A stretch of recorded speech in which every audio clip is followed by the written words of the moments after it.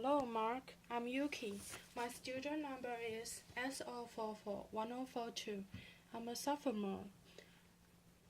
The speech title is One More Reason to Get a Good Night's Sleep by Iliff. Sleep is something we spend about a third of our lives doing, but do any of us really understand what it's all about? 2,000 years ago, Galen, one of the most prominent medical researchers of the ancient world, proposed that while we are awake, our brain's motive force, its juice, would follow out to all the other parts of the body, animating them by leaving the brain all dried up. And he thought that when we sleep, all this moisture that filled the rest of the body would come rushing back, rehydrating the brain and refreshing the mind. Now, that sounds completely ridiculous to us now, but Galen was simply trying to explain something about sleep that we all deal with every day. See, we all know based on our own experience that when you sleep, it clears your mind, and when you don't sleep, it leaves your mind murky. But while we know a great deal more about sleep now than when Galen was around, we still haven't understood what it is that sleep, of all of our activities, has this incredible restorative function for the mind. So today, I want to tell you about some recent research that may shed new light on this question. We found that sleep may actually be a kind of elegant design solution to some of the brain's most basic needs, a unique way that the brain meets the high demands and the narrow margins that set it apart from all the other organs of the body. So almost all the biology that we observe can be thought of as a series of problems and their corresponding solutions. And the first problem that every organ must solve is a continuous supply of nutrients to fuel all those cells of the body.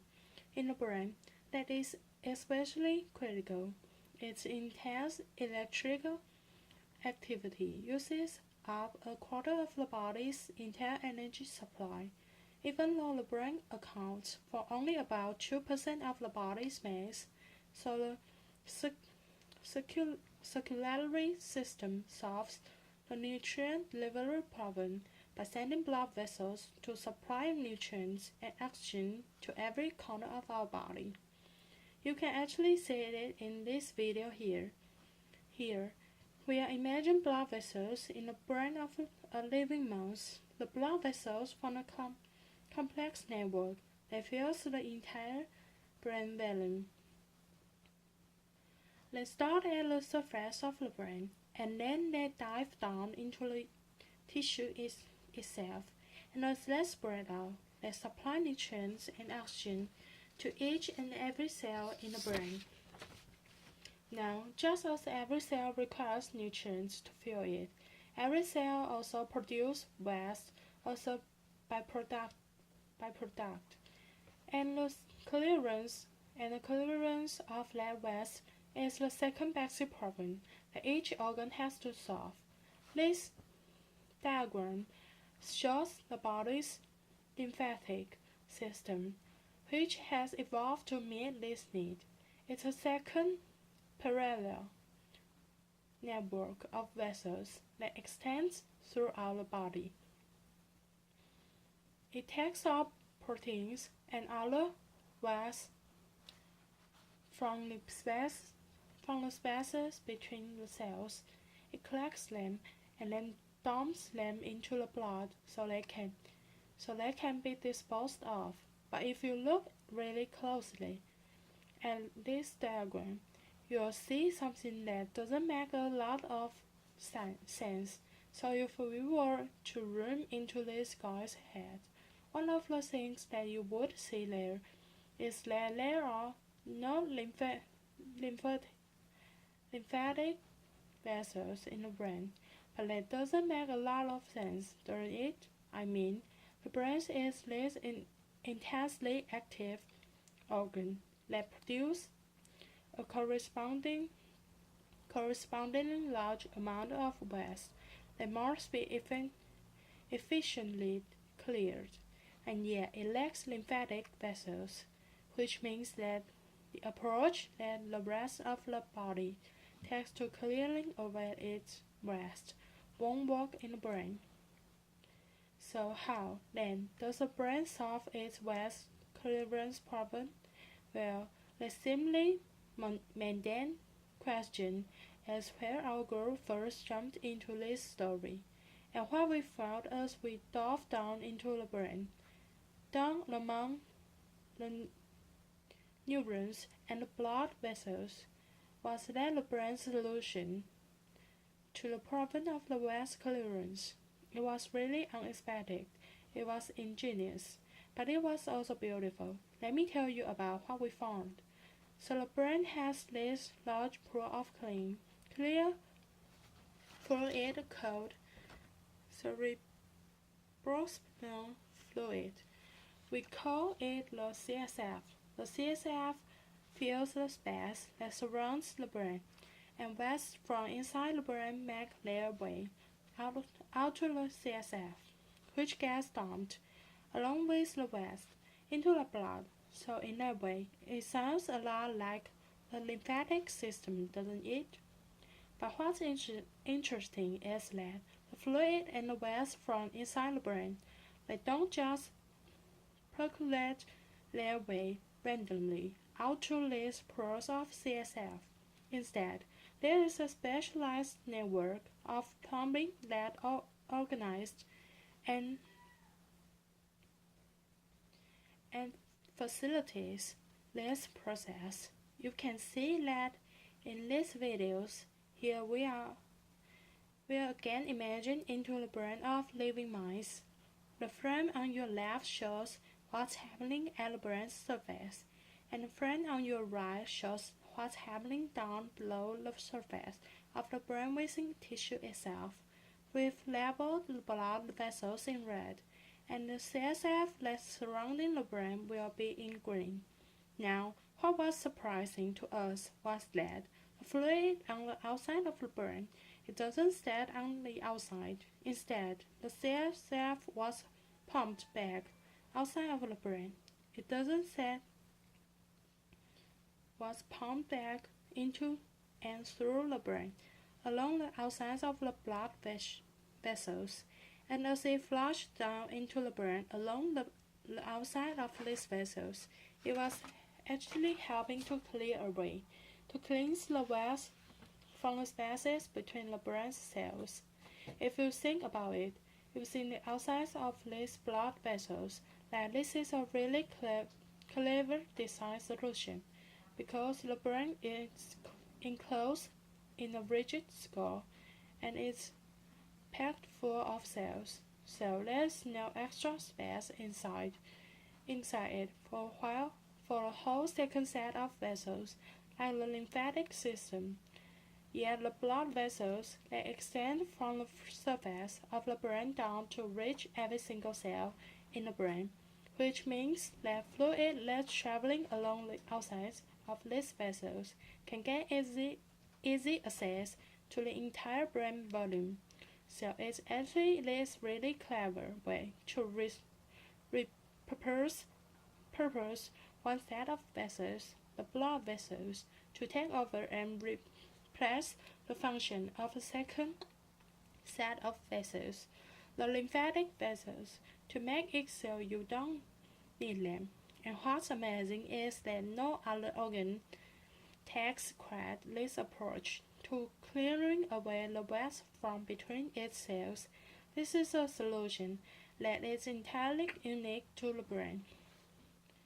But our most surprising finding was that all of this, everything I just told you about, with all this fluid rushing through the brain, is only happening in the sleeping brain. Here, the video on the left shows how much of the CSF is moving through the brain of a living mouse while it's awake. It's almost nothing, yet in the same animal, if we just wait just a little while until it's gone to sleep, what we see is that The CSF is rushing through the brain, and we discover that at the same time, when the brain goes to sleep, the brain cells themselves seem to shrink, opening up spaces in between them, allowing fluid to rush through, and allowing waste to be cleared out. So it seems that Galen may actually have been sort of on the right track when it wrote about fluid rushing through the brain when sleep comes on. Our own research, now it's 2000 years later, suggests that what's happening is that when the brain is awake and it at its most busy, it pulls off clearing away the waste from the space between its cells until later. And then, when it goes to sleep and doesn't have to be as busy, it shifts into a kind of clean mode to clear away the waste from the space between its cells, the waste that accumulated throughout the day. So it's actually a little bit like how you or I. We pull off our household chores during the work week when we don't have time to get to it, and then we play catch up on all the cleaning that we have to do when the weekend rolls around. Now, I've just talked a lot about waste clearance, but I haven't been very specific about the kinds of waste the brain needs to be clearing during sleep in order to stay healthy. The waste product that these recent studies focused most on its amyloid beta, which is a protein that's made in the brain all the time. My brain's making amyloid beta right now, and so is yours, but in patients with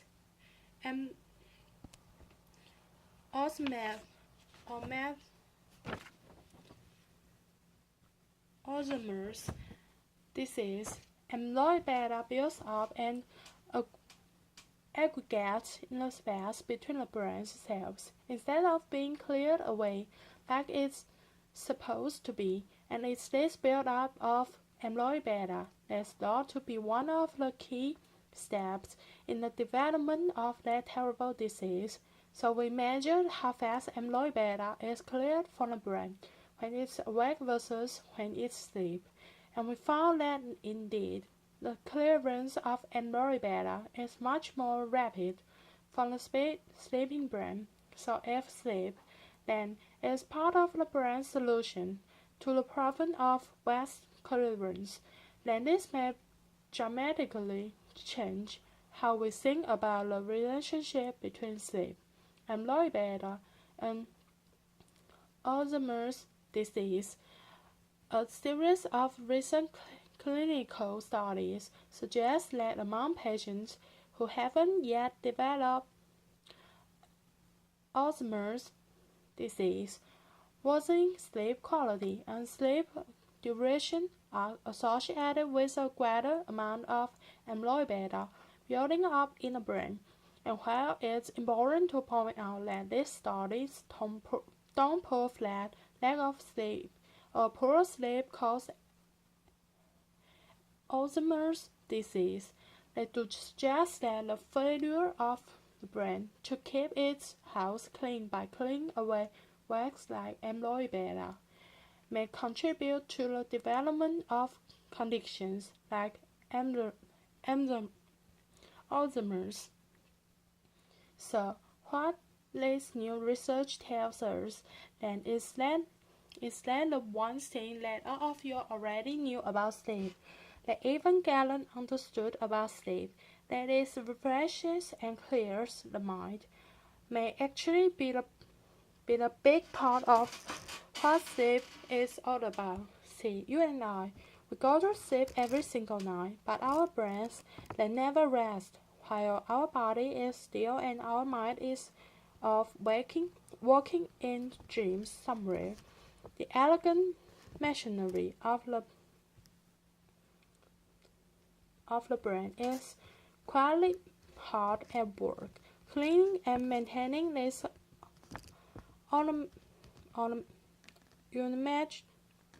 unimaginably complex machine, like our housework, it's a dirty and thankless job, but it's also important. In your house, if you stop cleaning your kitchen for months, your home will become completely unlivable very quickly.